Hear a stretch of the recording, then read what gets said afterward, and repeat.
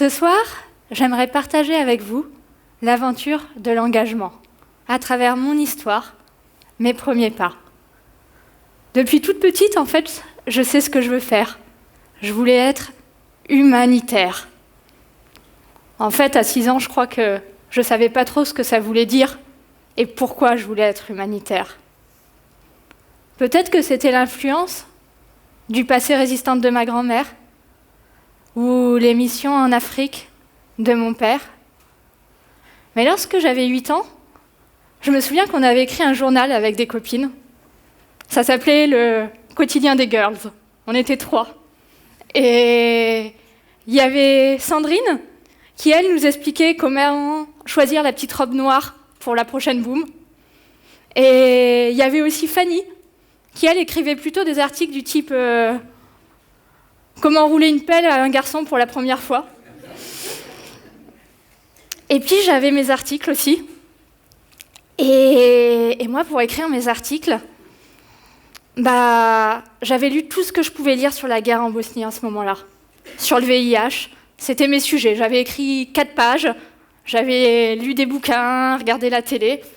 À ce moment-là, à 8 ans, mes parents, ils étaient un peu inquiets. Je sais pas si c'était grave, je m'en rendais pas trop compte. Mais en tout cas, je sais que pour moi, c'est là que tout a commencé. À 21 ans, j'entrais chez Médecins du Monde pour mon premier stage. Et puis à 23 ans, je m'envolais au Honduras pour ma première mission. Là-bas. Partir là-bas pour leur apprendre à se développer. Confucius, il disait que quand un homme a faim, mieux vaut lui apprendre à pêcher que lui donner du poisson. Mais en fait, ça fait des centaines d'années que les gens y pêchent. Ils n'ont pas du tout besoin de nous pour leur apprendre. Alors je me suis demandé pourquoi l'humanitaire, ça existait. Les poissons, bien sûr, c'est des images. En fait, c'est nos emplois, nos magasins, nos services publics, encadrés par nos gouvernements. Des gouvernements qui, parfois, dans une certaine situation, ça peut être un ouragan, une guerre civile, ils ne peuvent plus faire face, ils ne peuvent plus assurer leur rôle premier de prise en charge de leur population. En France, souvent, on oublie ce que c'est les services publics, tout ce que ça comprend. C'est notre enseignement, c'est la culture, c'est notre santé, c'est l'environnement. Tous ces services, pour l'essentiel gratuits, financés par nos impôts. Est-ce que vous avez une idée de combien coûte une journée d'hospitalisation en France ?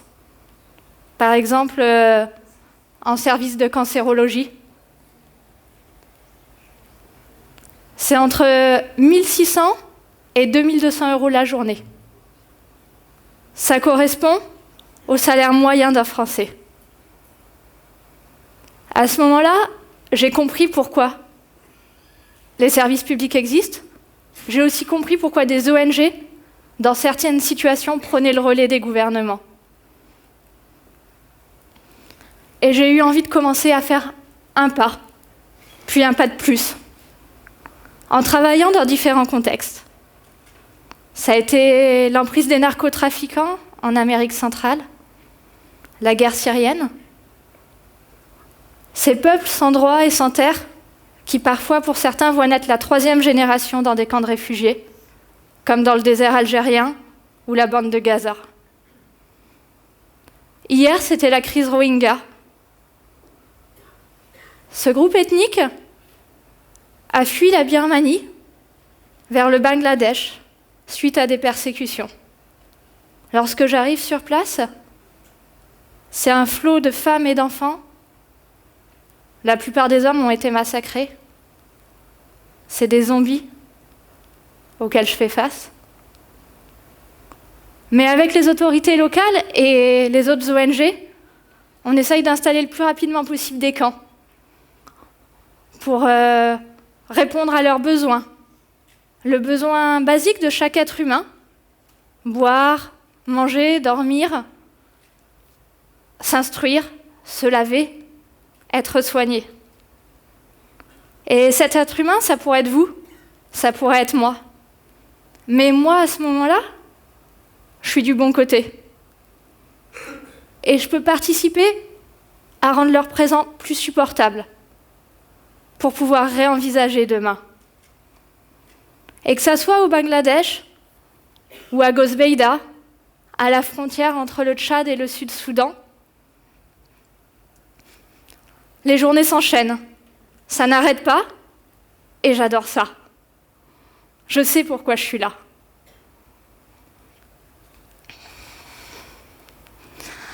Parfois, quand tu travailles dans des contextes de crise, tu prends aussi des risques. C'est une réalité. Pour toi, pour ton équipe.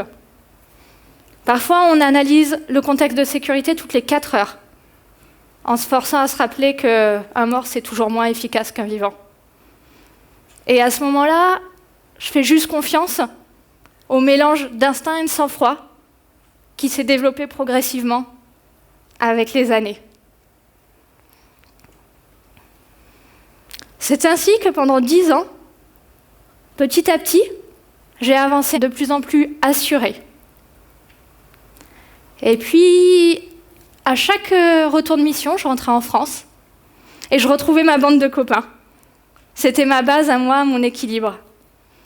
Ce sont des grimpeurs, des alpinistes, des base jumpers. Tous ces sports de nature qu'on dit extrêmes. Eux aussi, la prise de risque, ils savent ce que c'est. Ils savent ce que c'est de tomber, de se relever, de parfois être épuisé après avoir tout donné. Ils connaissent ce mélange de sincérité émotionnelle et d'honnêteté intellectuelle pour lâcher prise et pouvoir s'engager au bon moment. Comme on devrait le faire en fait pour chaque acte, pour chaque rencontre. Et c'est justement ce que j'ai fait il y a 1 an, quand j'ai rencontré Erwan. Erwan, il est guide de haute montagne. Il a plusieurs vies, lui aussi. Mais en fait, si je vous dis la vérité, ça fait pas 1 an que je l'ai raconté à Erwan. Ça fait 15 ans. Il faisait partie de cette bande de copains. Mais il y a 1 an, il m'a dit « Bon alors, sérieusement, c'est quand qu'on travaille ensemble ?» C'était pas la première fois qu'il m'en parlait. Mais cette fois, j'ai dit oui à cette aventure professionnelle, comme j'ai dit oui à ma première mission humanitaire.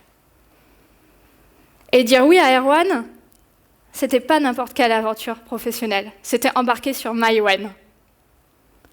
Maïwenn, c'est une fabuleuse expédition de 7 ans, de l'Arctique à l'Antarctique en passant par le Pacifique, à bord d'un voilier. 7 ans où, avec des sportifs de haut niveau, on va à la rencontre de personnes, d'acteurs, pour les aider à réaliser un pas, que ce soit leur premier pas ou un pas de plus. Alors, quand je vous dis 7 ans de l'Arctique à l'Antarctique, vous imaginez pas que Maïwenn, c'est un grand yacht. Il fait 10,80 m. C'est petit. Et quand on va passer le Cap Horn, je pense qu'on va se faire démonter. On sera en mode coque de noix. Et à l'intérieur de Maïwenn, c'est open space. Erwan, il a retiré les portes, les douches, les toilettes. Il fallait gagner de la place pour le matériel technique. Notre carré central, à l'intérieur, c'est à la fois notre salon, notre cuisine, notre chambre, notre home cinéma, notre bar suivant nos besoins et nos envies. À l'extérieur, le pont, c'est notre terrasse avec l'océan comme jardin. Et grâce à Maïwenn, pour la première fois, on peut transporter notre maison sur le dos, comme un escargot avec sa coquille, pour aller à la rencontre des peuples, tout en partageant nos univers. On est dans un véritable échange.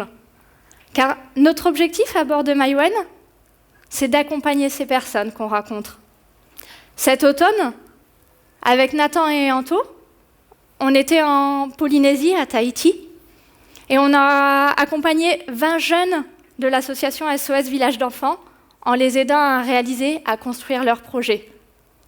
Pendant 20 jours, on a essayé d'identifier quelle était leur passion, leurs rêves. On a décortiqué avec eux l'impossible pour le rendre atteignable. C'était complètement ouf de voir leur visage éteint le premier jour, s'éliminer petit à petit à chaque fois qu'on posait une pierre à leur projet. Demain, on partira avec Mathilde, chercheuse, et Denis et Alice, deux apnéistes, pour faire une recherche pour réaliser une web-série sur les pratiques de pêche. Parce que être à bord de Maïwenn, c'est un peu comme être à bord d'une mini-terre, où les ressources sont limitées et donc partagées. Et donc, grâce à cette série, nous aimerions faire prendre conscience des différentes pratiques de pêche avec les pêcheurs, les associations locales, les gouvernements, les ministères, pour trouver un espace de discussion et d'action sur cette gestion de nos ressources.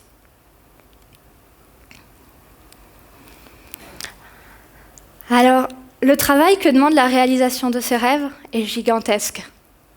Parfois, on est inquiet.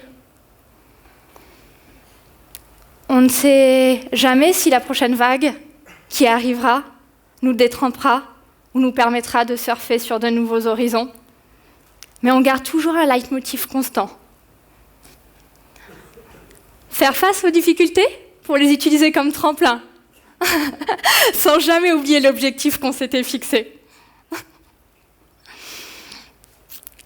Alors ce soir, des histoires, je pourrais vous en raconter des centaines. Je pourrais vous raconter des histoires magnifiques, des drôles, des plus compliquées. Mais ce que j'avais vraiment envie de partager avec vous ce soir, c'était le courage de faire ce pas. Pas le pas de partir à l'autre bout du monde, mais le pas qui nous permet de nous rapprocher de nous-mêmes. Parce que s'il y a bien quelque chose en quoi je crois, c'est que nous avons tous des parcours extraordinaires. Et nous avons tous la capacité de faire ce pas. Vous savez, pour toutes les personnes du TEDx qui viennent de passer, ça n'a pas été facile de faire ce pas. On a eu peur, on a douté, on était en colère. Et à un moment donné, nous avons dû faire le point sur nous-mêmes, sur d'où nous venions, où nous sommes, où nous allons aller. En toute sincérité, dans notre cœur, dans notre corps et dans notre tête. On a dû demander de l'aide et accepter d'en recevoir. Mais maintenant, c'est tellement bon d'avoir fait ce pas et d'être là avec vous que j'aimerais que vous réfléchissiez ce soir en rentrant à quel pas vous pourrez faire demain dans tout le monde des possibles que nous offre notre planète. Merci.